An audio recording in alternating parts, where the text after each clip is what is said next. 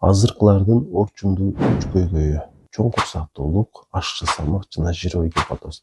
Эгер ушул эле көйгөйлөр жоюлганда дагы ооруканалардагы кезектүүлөр бир кыйла кыскармак. Ушул орунда ар бир адамдын салмагы канча болуш керек экендигин жалпыңыздарга бир эстетип өтөйүн. Мисалы, менин боюм 1,76, демек 76 килограмм болушум керек.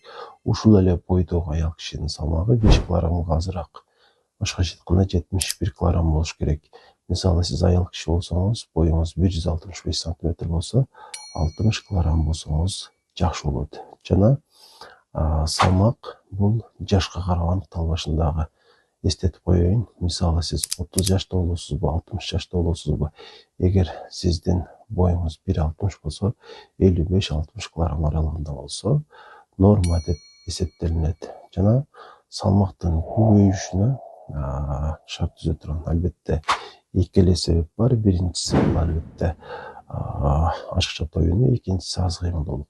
Эч кандай гормон, эч кандай сөөгү жоондук, эч кандай дин сизге ашыкча салмакты камсыздап бербейт. Өзүңүздү өзүңүз алдабаңыз. Анан дагы айтарым, 1 килограмм ашыкча салмак дагы ден соолукка зыянын тийгизбей койбойт. Андыктан ар бир адам өмүр бою өзүнүн табигый салмагына умтулуп жашашы керек. Бул маселеде биз эки органыбызды жазалашыбыз керек.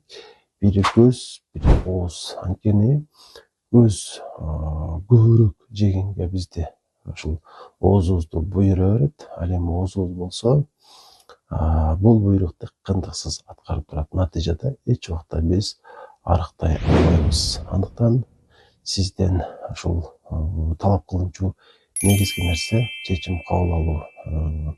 Ушул эки органды жазалууга карата. Мындан сырткары айына бир жолу болсо дагы тердеп иштеп коюңуз. Короодой же болбосо чуркасаңыз дагы боло берет.